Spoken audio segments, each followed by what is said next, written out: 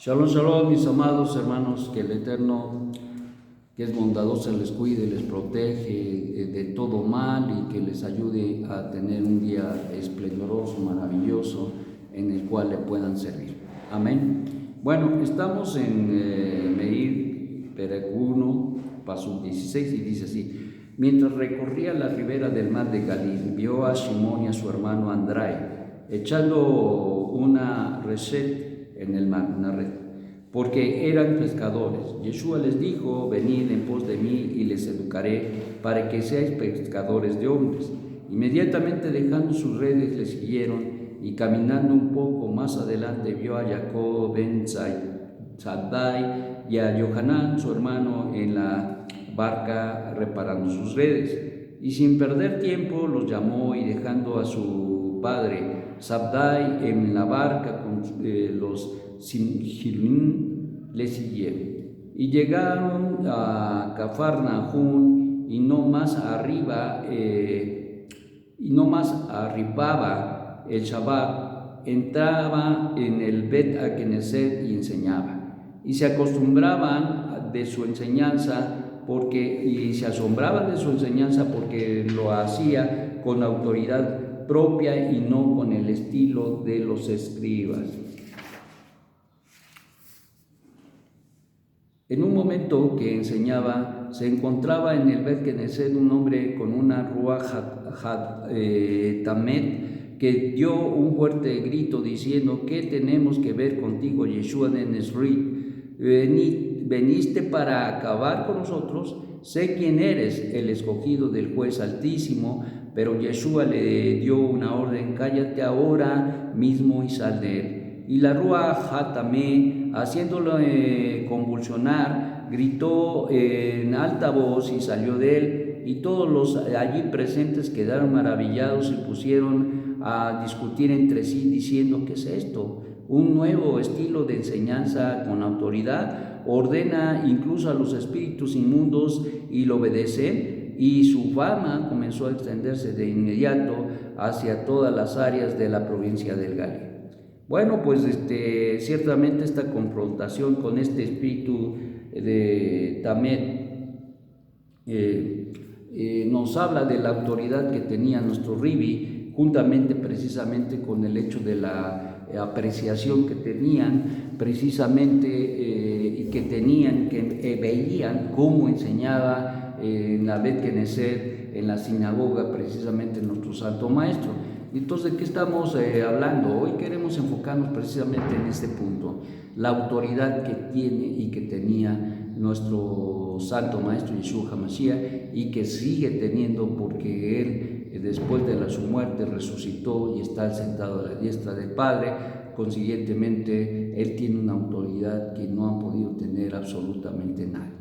Entonces, ¿de qué estamos hablando? Estamos hablando de la forma en que Él enseñaba. ¿Cómo enseñaba? Dice que no enseñaba como los escribas. Los escribas siempre apuntaban hacia apoyándose a lo que decían otros, es decir, siempre apoyando lo que decían sus maestros. Sin embargo, nuestro maestro hablaba y determinaba: es así, con toda la autoridad que le daba el Ruach HaKodesh. Él declaraba, enseñaba de una manera impresionante, no citando, no hablando de un segundo, un tercero, no, sino directamente hablaba y enseñaba: esto es así, esto es así, esto es así, como en aquel Midrash o en aquella enseñanza, cuando precisamente le preguntan que si es lícito dar el maser, y dado que ellos daban el maser del eneldo y del comino y todo aquello, entonces el maestro les dice: bien hacen en guardar, en hacer y llevar a cabo el maser, pero se olvidan de lo más importante de la ley, que es la justicia, la misericordia y la fe. Y entonces, por eso, eso es a lo que se refiere la Torah, o el Brit Hadashah, cuando habla de que hablaba con autoridad, es decir, decía, restauraba, daba el sentido adecuado a los mandamientos. Recordemos que una de las cosas que hacía nuestro Santo Maestro es instruir al pueblo.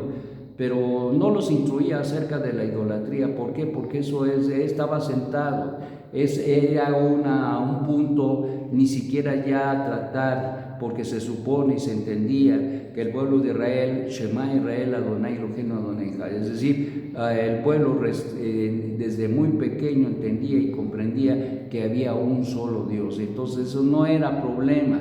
Entonces, ¿a qué se dedicaban? ¿Cuál era el problema cuando nuestro Santo Maestro estaba enseñando y instruyendo al pueblo? Haciendo rectificaciones acerca de cuál era el sentido correcto de los mandamientos y cómo se debería cumplir correctamente con los mandamientos.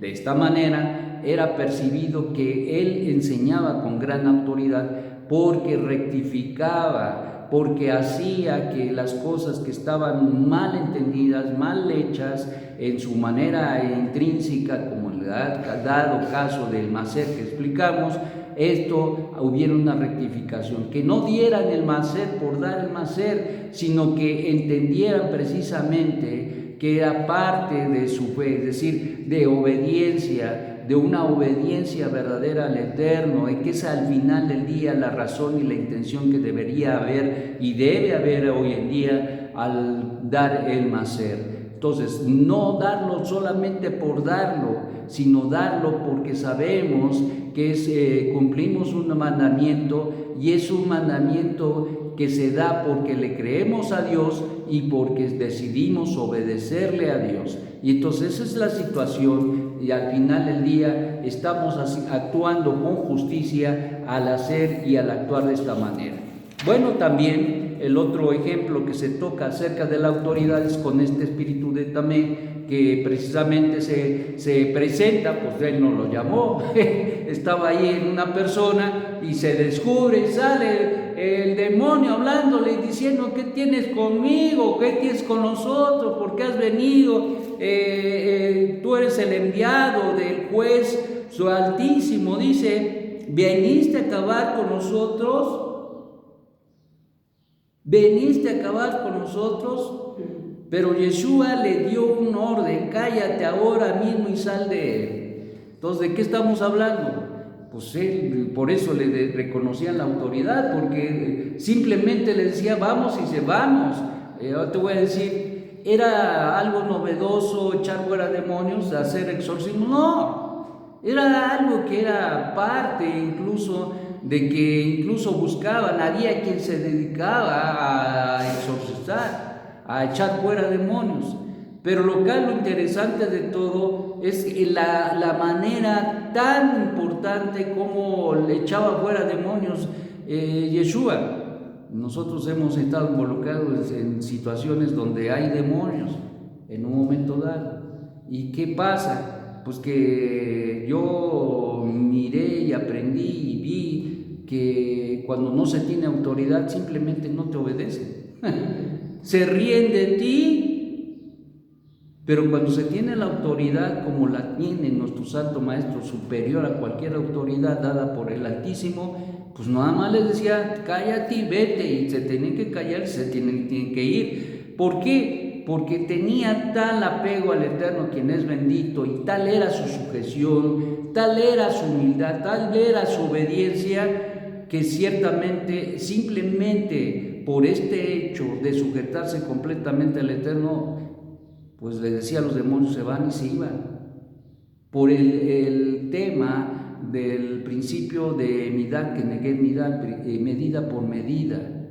Consecuentemente, si nuestro Santo Maestro reconocía la autoridad del Altísimo y se sujetaba a él haciendo su voluntad, como él decía: yo no he venido a hacer mi voluntad sino la del que me envió, entonces lógicamente, si estaba en ese canal, ¿tú crees que había algún demonio que se le opusiera? Pues desde luego que no, ningún demonio. Incluso echó fuera demonio, el demonio del hombre sordo, era un demonio de sordera, y pues ¿quién lo podía echar afuera? Pues nadie, porque pues nadie le estaba sordo y no escuchaba y no oía órdenes.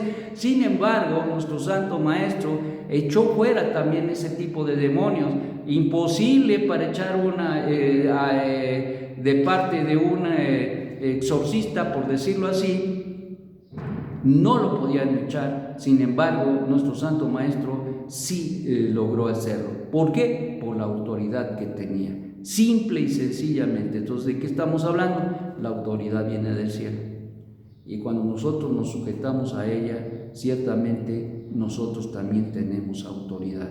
Si nosotros no nos sujetamos al Eterno, nuestra vida va dando tumbos en el caminar, en el andar. Y ciertamente por eso es que nuestro Santo Maestro enseñó como enseñó y ministró como ministró, porque tenía esa autoridad, y esa autoridad venía dada por el principio de Midat, que Neguet Midat. Es decir, él se sujetaba, él vivía acorde con la voluntad del Eterno, y por lo tanto eso le daba el derecho, la autoridad de poder tener ese reconocimiento de parte de todos, no solamente de los seres humanos, pero aún de los mismos demonios. Por lo tanto, mis amados, yo creo que es un reto para cada uno de nosotros el poder vivir en sujeción completa y plena a la voluntad del Eterno. Y es una lucha, pero se puede. Que el Eterno te dé un magnífico día. Shalom, shalom.